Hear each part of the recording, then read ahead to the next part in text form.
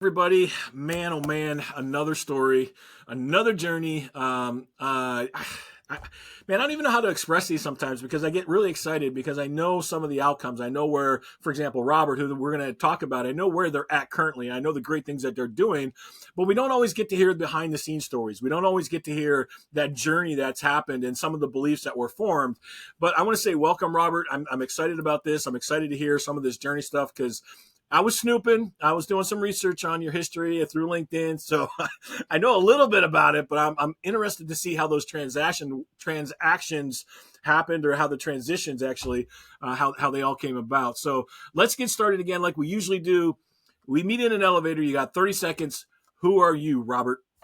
Uh, well, Tim, I'm a father, a grandfather, a husband, and a follower of Jesus first and foremost. And so, I guess for me, the legacy that I want to leave is a legacy of love and helping people see that our impact in the world, the amount of money we make, is irrelevant if we don't have relationships and we haven't done something with other people that matters. And the people that matter the most to me are my family.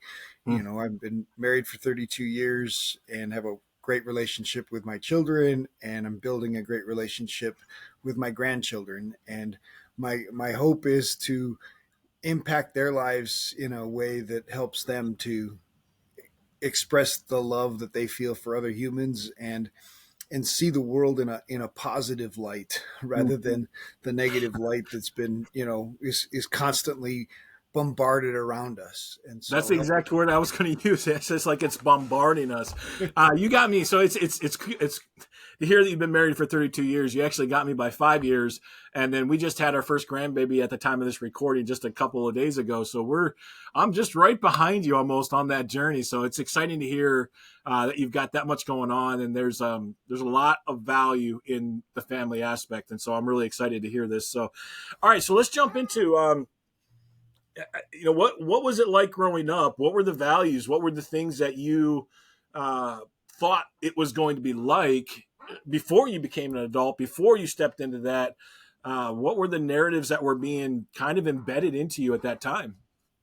I mean, it's interesting. So our family moved to Colorado when I was really young, and my dad became a steel worker and was working second shifts and graveyard shifts. And so mom was, kind of raising us, even though, dad was around, but for a lot of the daily activities, we didn't see him. And so the world was a little different. Our house was a mile and a half away from any other house. And so my sister and I were our only friends. Like, we had no Mm. choice but to hang out and grow up with each other because we were so far away from anyone else. And at the time when I started really middle school, right? I was a little kid. I wasn't, I wasn't popular by by any means. I tried to play basketball in middle school, and man, there were just some kids that were organized and had it all together, and I was just like the victim kid. Like there was just this no, I just didn't fit, I guess, would be the piece that I would say. And yeah, I mean, I Can suppose I it can was I pause you a minute just because that word absolutely. victim is thrown around in our society quite a bit? Can you kind of define that a little bit and what you mean by that? Because, like I said, we've heard that word a lot, especially right now in our society. So what do you mean by you felt like you were the victim? Sure. I mean, these kids just relentlessly, I mean, bullied me. I don't like to talk about it as a bullying story, but the truth of the matter at the time was, yeah, I, I felt like, you know what? I didn't have a lot of friends. I didn't have a lot of confidants. I didn't have any confidence in myself. And, and these kids just were, relentlessly abusing me. In at least in my own mind, I was Yeah. being, you know, shoved around, pushed around, um, you know, basically told that no, you just don't belong here, right? And it really impacted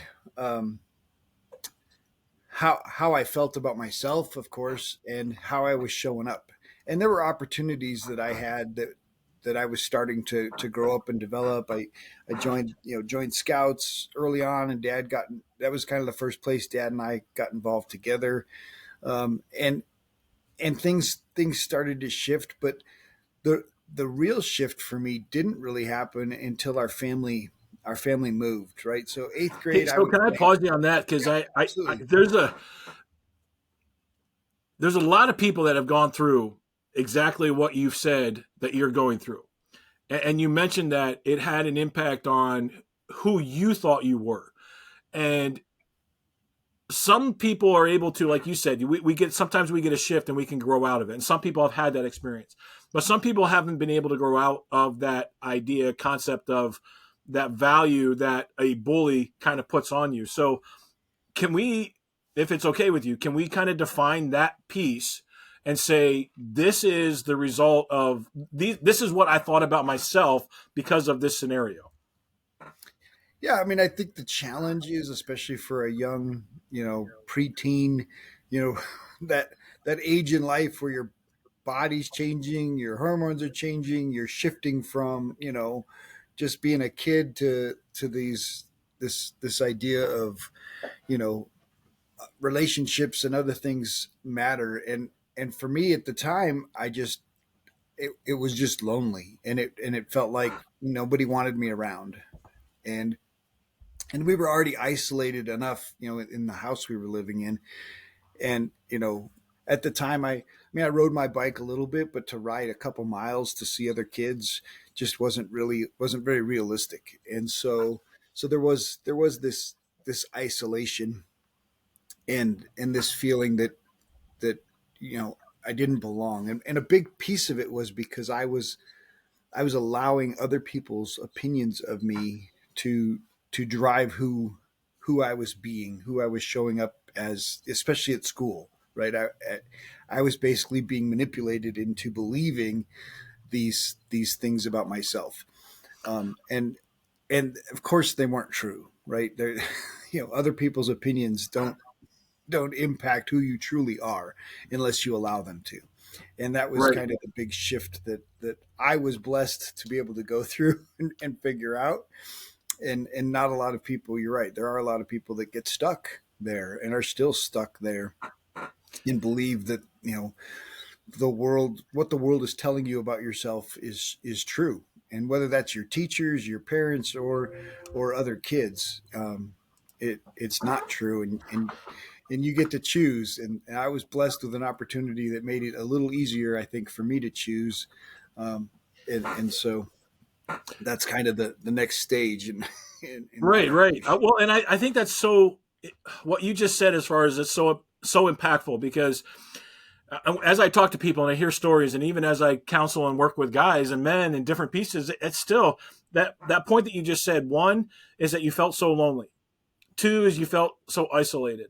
And I believe this is going to tie into what it is that you do now, because when you opened up, you said at the beginning of it is like, I want to make sure that people feel loved, and that, so the trauma that you experienced and the challenges, the bullying and all of that stuff there has really truly given rise to the passion, I think, that we're going to talk about here in the future of how do you spread the love? How do you spread that community aspect of it? So, all right, let's look at the transition, because I mean, this is, like I said, this is really, really powerful, and I know that there's a lot of guys, men, women, even kids that listen to it that have felt that loneliness, that isolation. So, what was the transition? What moved you from that idea, that concept that I'm the only guy that's ever gone through this, I'm lonely, to now where you're looking at it like I can look back and I can say I'm thankful for it.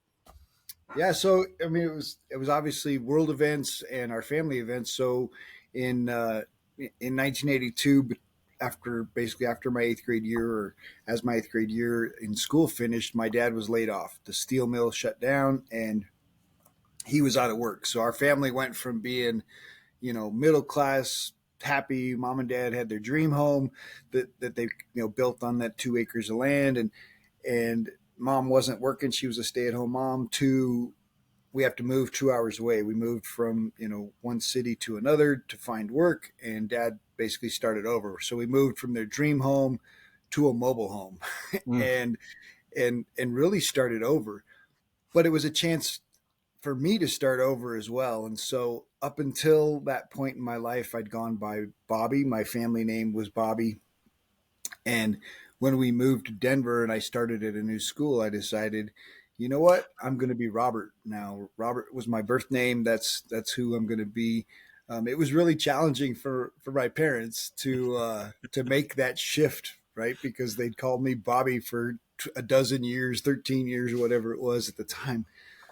But it was interesting that when I started at this new school, I basically decided I'm gonna fully engage. And my ninth grade year was my absolute best year in school ever.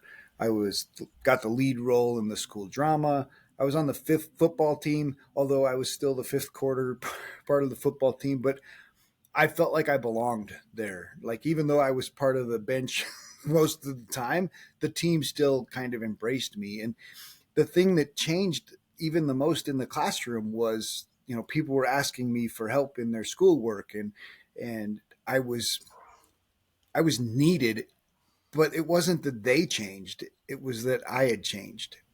And I So was no longer how like let's talk about that. Like how do you think or what obviously you changed the name a little bit to kind of create this new identity. Was that a mask that you were wearing or was this truly who you are? I mean, I think it really was truly who I was, and I had the opportunity to to reinvent myself or show up as my true self without the impact of what other people thought. And this idea that when you walk into a room and you don't care what other people think, all of a sudden they don't put their opinions on you, right?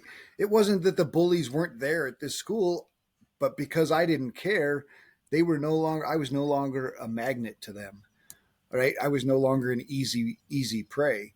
Mm. And it's interesting that, yeah, that's the only thing that really changed.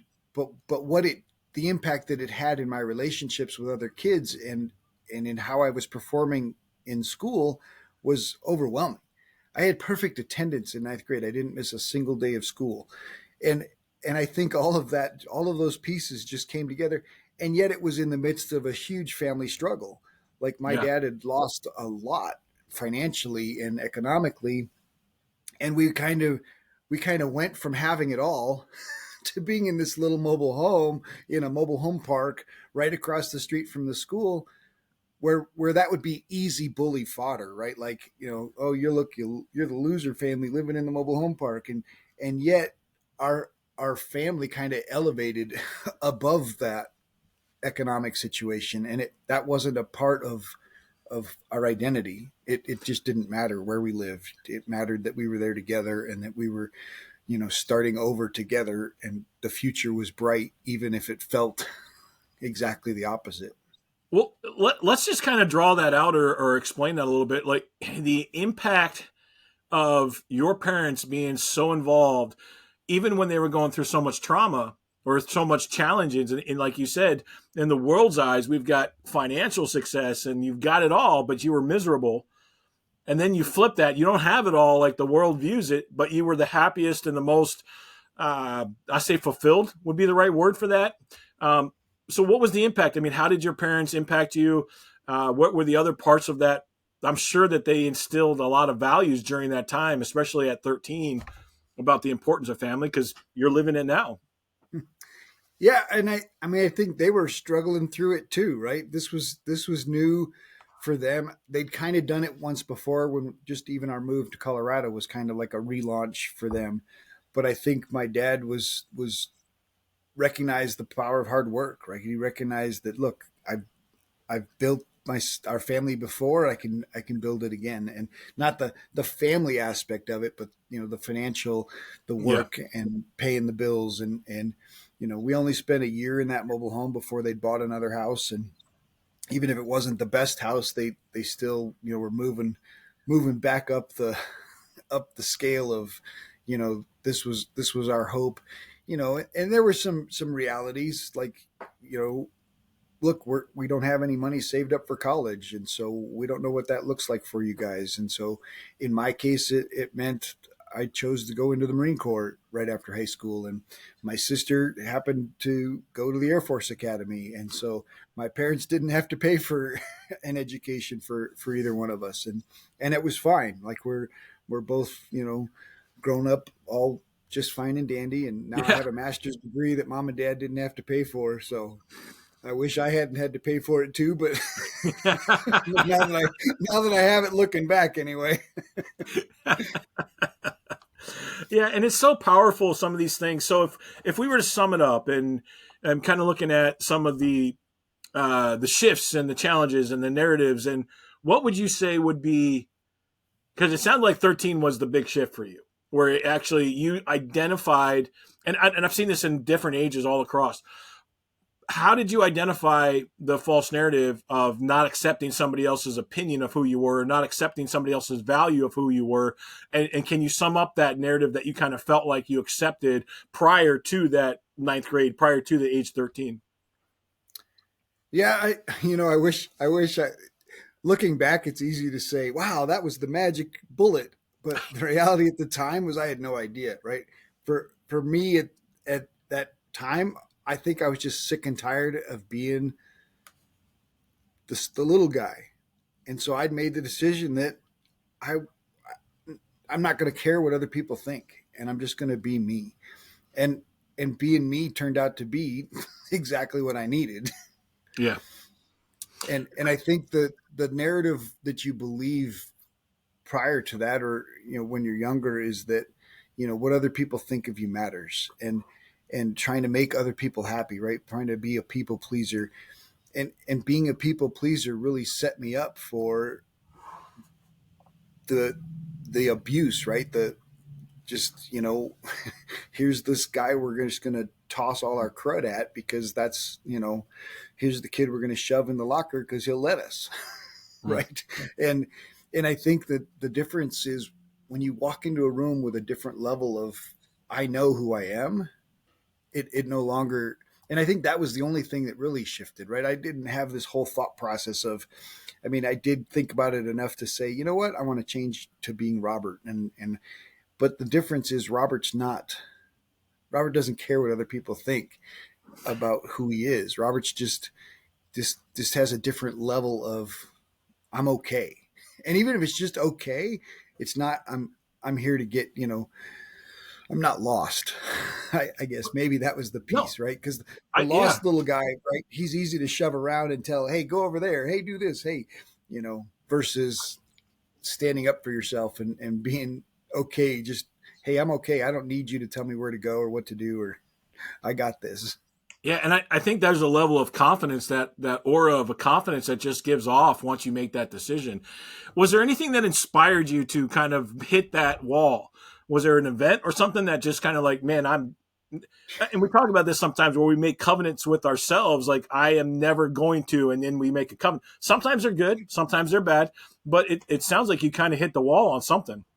Yeah, well, one of those bullies that just pushed me enough that out on the playground, I finally decided, you know what, it's time.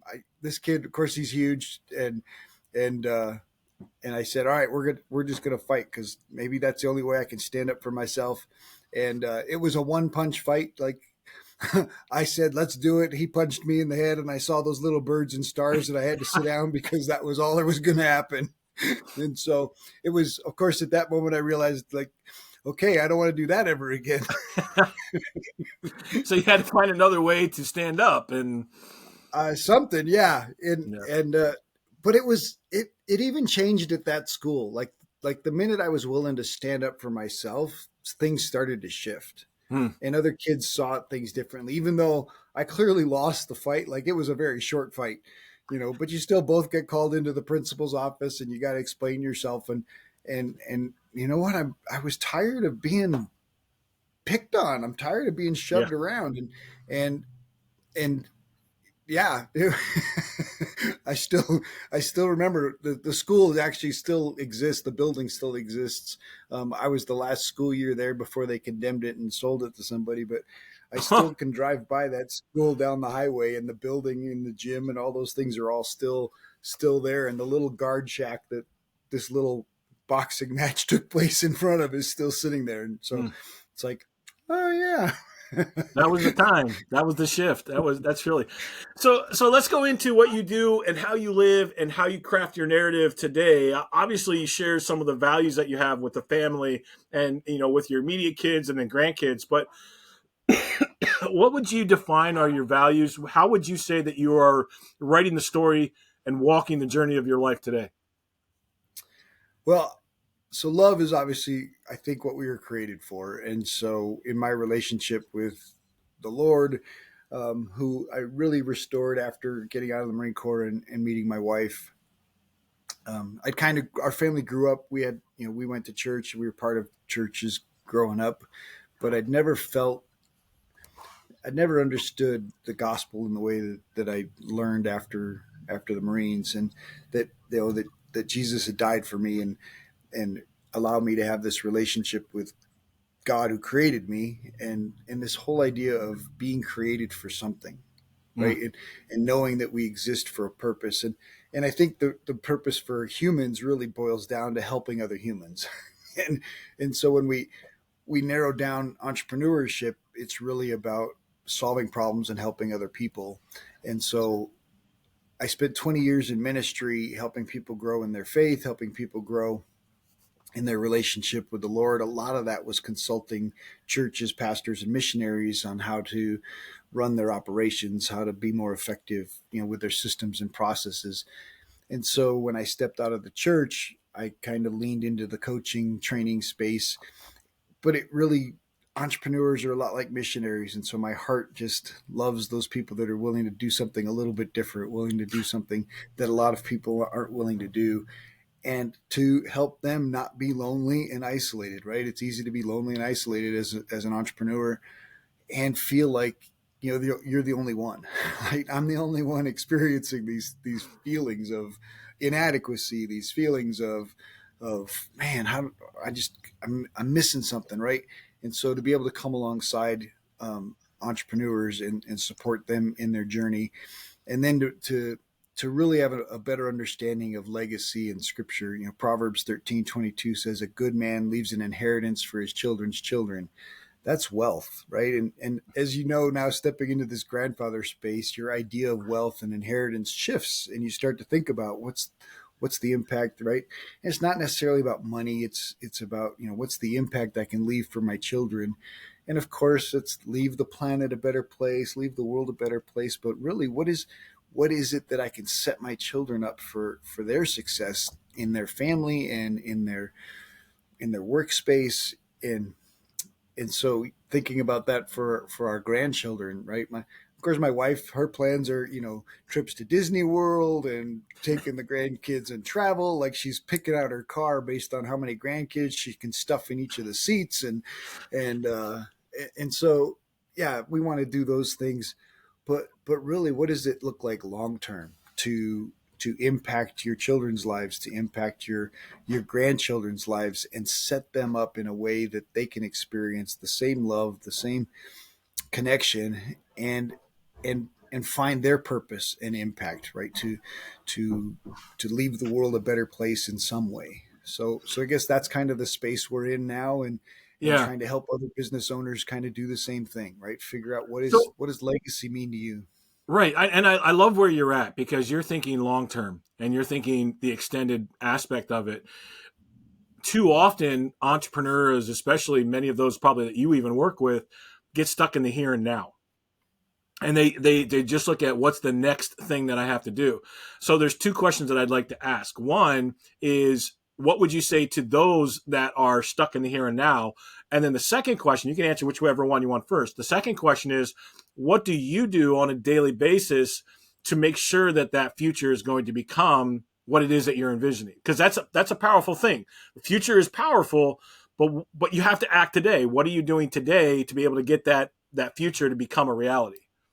Ah, those are both great questions. So the first one, I guess we'll dig in first, because that is primarily what I try to help entrepreneurs do, right? Is see something bigger than themselves, see that 10x vision instead of just, hey, if I make 10% more this year, I make 10% more this year, right? That's a job mentality, right? If I can just get $1 more an hour, yeah, the job mentality never takes us beyond what we're capable of. And I think when you start to create a vision of the future, you shift the things that you think about, and you shift when you try to do something you've never done before, you shift the possibilities, and you start to think much differently and much bigger and much your brain solves more problems than you think you're capable of.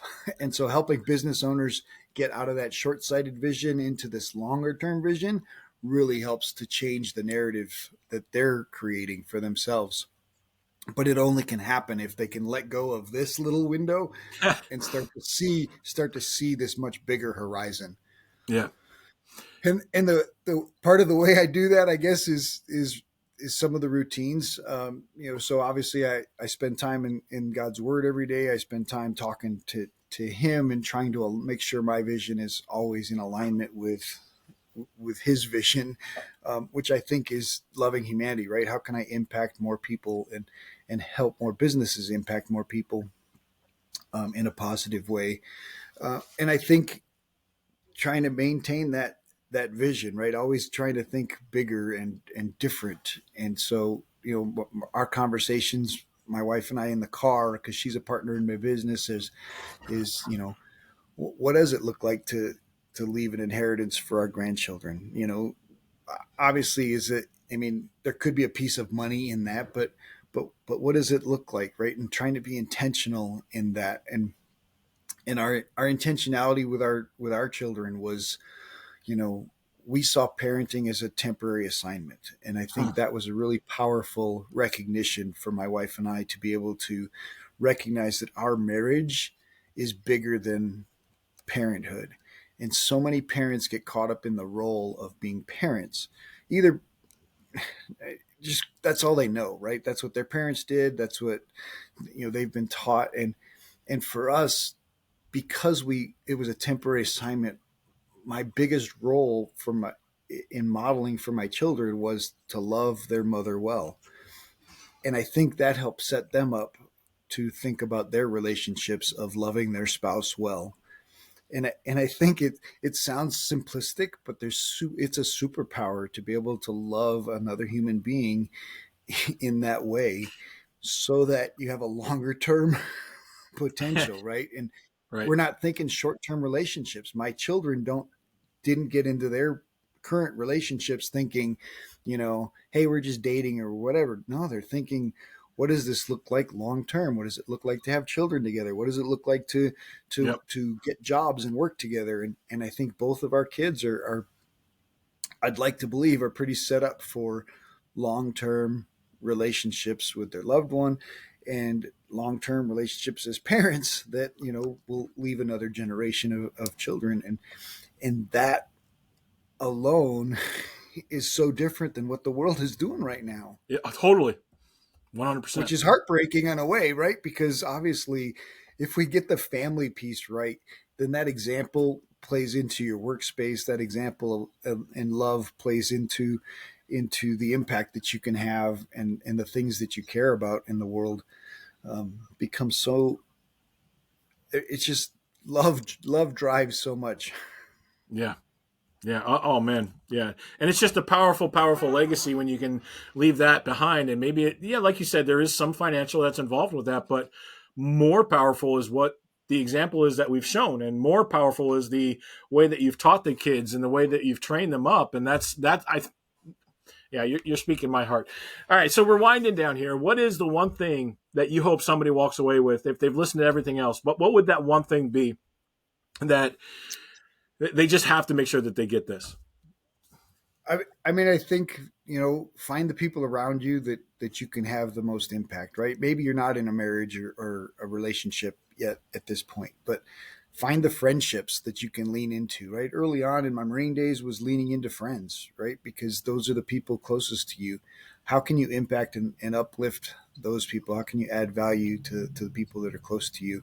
And if you have family relationships, lean in and work to make those relationships better, because those are the people that are going to lift you up and build you up. And together you can have a much bigger impact in the world.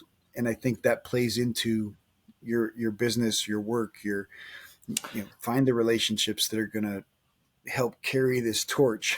into your future, or set that torch up, right? Light it up and get it going. Absolutely. Create a spark. Yeah, absolutely. So, all right. Well, how can people get in touch with you? Because I'm sure that there's somebody that resonated with everything that you were saying. How can people get in contact with you? So website's BizLife, BIZLIFE.coach, BizLife.coach. And then I'm also on LinkedIn, Robert C. Peterson. You can find me there. Which is how we connected. So we connected through LinkedIn, which is awesome. Love LinkedIn on that aspect. And we will definitely have those links. We'll put them in the notes. So if you're listening to this and you want to get in touch with Robert, make sure that you go back, you read the notes, make sure you check that stuff out. And then I say this every time. One, thank you very much, Robert, for sharing your story. I know sometimes it's tough to talk about the past. Sometimes it's not easy to share all of the, relive some of the trauma, but that's where we get the gold, and that's where we have become who we are. So thank you for doing that. Second thing is, if something that was stated or something that was said resonates with you and changes and has an impact, the people that we have on this podcast are of the same heart and share the vision.